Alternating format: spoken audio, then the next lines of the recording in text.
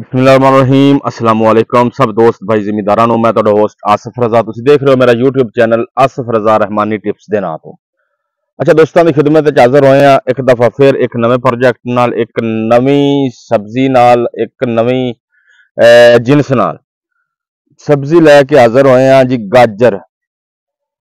गाजर ਦੀ ਜਿਹੜੀ ਮੌਜੂਦਾ ਸੂਰਤ-ਹਾਲ ਚੱਲ ਰਹੀ ਹੈ, ਜਿਹੜੀ ਸਟੇਜ ਤੇ गाजर ਚੱਲ ਰਹੀ ਹੈ, ਇਸ ਸਟੇਜ ਤੇ ਅਸੀਂ ਕੀ ਕੁਛ ਇਸ ਨੂੰ ਲਗਾ ਕੇ, ਇਸ ਨੂੰ ਕੀ ਕੈਮੀਕਲ ਲਗਾ ਕੇ, ਕਿਹੜੀਆਂ ਖਾਦਾਂ ਅਸੀਂ ਕੀ ਐਸੀ ਚੀਜ਼ ਇਹਨੂੰ ਲਗਾਈਏ कि गाजर मोटी भी, लाल भी और लंबी भी हो जाए। मतलब तीन फन आ जान, तीन तब्दीलियां आ जान साडी गाजर दे अंदर। गाजर साडी मोटी भी हो जाएगी, लाल भी हो जाएगी और लंबी भी हो जाएगी। एक किस तरह होएगी जी? टॉपिक लाने तो पहले मैं दोस्तों को रिक्वेस्ट करना, जो दोस्त नवे आए मेरे चैनल तो सबसक्राइब कर लैन, बेल आइकन का बटन दबा दें ताकि ताज़ा और अच्छी वीडियो दोस्तों तक पहुंच जान और उन्होंने देखते कुछ ना कुछ फायदा हासिल कर लवन। हमेशा कोशिश करी दी कि दोस्तों वास्ते कोई ना कोई नवी चीज लैके आइए, कोई ना कोई नवा एक तरीका एक कार लैके आइए, कोई नवी चीज मुतारफ कराइए। अज असी कई दोस्तों की रिक्वेस्ट कई दोस्त हबाब जिहड़े ने गाजर ते ये चीज़ां लगा रहे ने। टाइम बड़ा बेहतरीन चल रहा है, इस टाइम नूं अगर असी कढ़ देंगे बाद असी वो चीज़ लगावांगे भी तो उनका उन्ना कोई खास फायदा नहीं होएगा। असी लैके हाजिर होए जी। गाजर नूं असी मोटिया करना है, लाल करना है, लंबी करना है। पक्कियां जमीनां ते अगर जे किसी भाई ने गाजर लगाई है, उन्हां दी ख्वाहिश हुंदी है कि गाजर लंबी भी हो जाए, लाल भी और मोटी भी। ये किस तरह करांगे जी? ये असी करांगे जी, इनू की लगावांगे? असी चेक करना है पहले गाजर नूं पट के गाजर वेखांगे आया कि गाजर साडी थल्ले कोई जड़ बन गई है या कोई पेंसिल नमा गाजर बन गई है, बरीक गाजर बन गई है। वो टाइम बड़ा बेहतरीन टाइम होंदा। अगर वो नहीं बनी लिहाजा उस टाइम तक तुसी सिर्फ कोई सल्फर या कोई खाद वगैरह ते निसार करोगे, वो ही लगाओगे। हुण असी चेक किया जी, गाजर साडी बन गई है, जड़ बन गई है, पेंसिल नमा गाजर बन गई है। साडे कोल बड़ा बेहतरीन पीक टाइम असी इहदे ते की लगाइए जी। नंबर एक, अगर पक्की जमीन है, बारिशां दी वजह तो सख्त हो चुकी है, जो गाजर काश्त हुई सी उदों बारिशां होईयां सी, लिहाजा वो बहुत सख्त जमीन होगी। उन्होंने पुलिया करने वास्ते असीं बाजारों लवांगे जी होमिक एसिड, अच्छी कंपनी का होमिक एसिड लिक्विड लवांगे। 20 लीटर की कैन मौजूद होंदा, 3 लीटर दी विच 5 लीटर 10 लीटर असीं लवांगे जी। 20 लीटर का कैन लवांगे ज्यादा एकड़ा वास्ते। अगर तुहाडे कोल 1 एकड़ 10 लीटर पर एकड़ दे असीं पावांगे जी humic acid. 10 litre humic acid फी एकड़ फ्लड करांगे ड्रम में। उस दे नाल असीं पोटाश लवांगे जी। अगर असीं लिक्विड पोटाश 30% पोटाश, अच्छी कंपनी की पोटाश पाना चाहते हैं, असीं लवांगे जी 10 लीटर पोटाश लवांगे, 10 लीटर होमिक एसिड लवांगे। इस दे नाल अगर खाद तुसां नीचे कोई DAP वगैरह यूरिया अगर कोई खाद इस्तेमाल नहीं किया तो नाल तुसीं इस स्टेज ते नाइट्रो खाद का इस्तेमाल करोगे।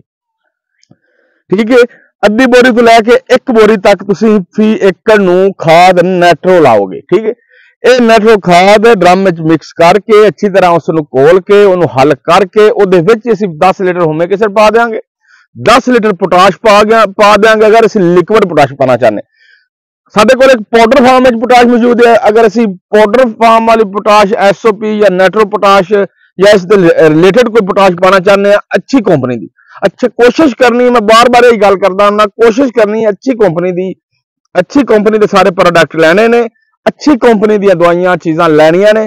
आया कि साडा जिहड़ा असीं खर्चा कर रहे हैं उनका भी कोई मुल मुड़े, ये नहीं भी असीं खर्चा भी कर दईए सानू कोई रिजल्ट भी अच्छा ना मिले। कोशिश करनी है अपने इलाके के अच्छे सेल अफसर नाल, अपने डीलर नाल, अपने अच्छे दोस्तों नाल, काश्तकारां नाल मशवरा करके असीं वो चीज़ का इंतखाब करिए जिहड़ी साडीआं ज़मीनां वास्ते मौजू है और अच्छा रिजल्ट देंदी।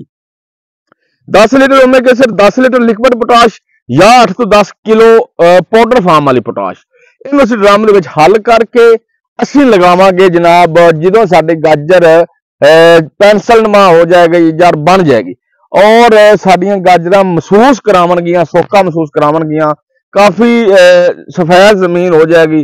वत्तर तो पानी नहीं, यानी कि पानी तो पानी नहीं देना है। ये फसल है, इसने ज्यादा इनू पानी नहीं लगाई दे, ये छेजा ही वधा जाएगी। उपर इनका जिहड़ा पौधा हुंदा है वो ज्यादा बढ़ेगा, फिर थल्ले गाजर नहीं जाएगी। लिहाजा इनू पानी फुल जमीन महसूस कराए सोका, फिर इनू पानी लगाना है। और ये चीज़ां लगा देनियां ने। ठीक है, कोशिश करनी है कि पानी ये थोड़ा जिहा परवा रख के लगा देना, फुल इन्ना भी नहीं ला देना भी साडियां खेलियां दे उपर चढ़ जाए, खेलियां बराबर हो जाए। जिम्मेदार भाइयों नूं, काश्तकार भाइयों नूं पता है भी भरवा पानी किनू कहंदे ने और पतला पानी किनू कहंदे ने।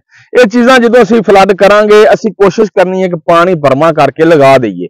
हो सकता है बाद बारिशां होण साडे कोल पानी ते ना पहुंचा जाए, इसे पानी के बत्तर साडी गाजर तैयार हो जाए और असीं इहनूं पट लईए और मार्केट दे सट्टण वास्ते साडी गाजर तैयार हो जाए। तो ये चंद चीज़ां सन, चंद बातां सन जिहड़ियां दोस्तां दे नाल शेयर करना जरूरी समझदे सन। इस तो बाद इन दे नाल फौरन ही मौसमी असरात के मुताबिक मौसमी असरात जिहड़े ने वो बड़े इहदे ते असरअंदाज हो रहे हैं। गाजर साडी दा छेजा, गाजर दा पौधा साड़ नवा मतलब कट रहा, साड़ नवा पीला हो रहा है, ਉਹਦੇ वास्ते भी असीं स्प्रे करांगे। वो स्प्रे भी दोस्तां नाल मैं शेयर भी कर रहा, वो असीं इंशाल्लाह स्प्रे करांगे। ਉਹਦੇ नाल इसदा साड़, इनदा जिहड़ा पीलापन है वो भी दूर हो जाएगा। कुछ पीलापन इंशाल्लाह दूर हो जाएगा जदों असीं इनू थल्ले पानी वगैरह, खाद, पोटाश, हुमिक एसिड, सल्फर वगैरह लगावांगे, वो कुछ पीलापन दूर हो जाएगा। अगर वो बीमारी है कोई फंजीसाइड, वो अच्छा कोई फंजीसाइड असीं अच्छी कंपनी का फंजीसाइड कापर वगैरह या मतलब कापर कसोगा माइसिन, कैबरियोटाप हो गया, इस टाइप की अच्छी कंपनी के अच्छे प्रोडक्ट असीं इहदे उत्ते स्प्रे करांगे और वो इंशाल्लाह अच्छा रिजल्ट मिलेगा।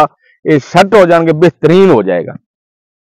अच्छा, और कोशिश की है कि दोस्तों वो गल्लां दसीए जिहड़ियां जिहड़ियां गल्लां दी इस ते जरूरत है, इस स्टेज ते इन करनियां बनदियां ने। लिहाजा अगर कोई गल किसी किस्म की रह गई, वो दोस्त कमेंट सैशन च पुछ सकते हैं, वो WhatsApp नंबर आ रहा है वो पुछ सकते हैं। कोशिश करनी है कि वॉइस ही करनी, मैं वो इंशाल्लाह कोशिश करांगे कि अच्छे तरीके नाल जवाब दईए और दोस्तों की रहनुमाई कर सकीए। तो इजाजत दो, अल्लाह हाफिज।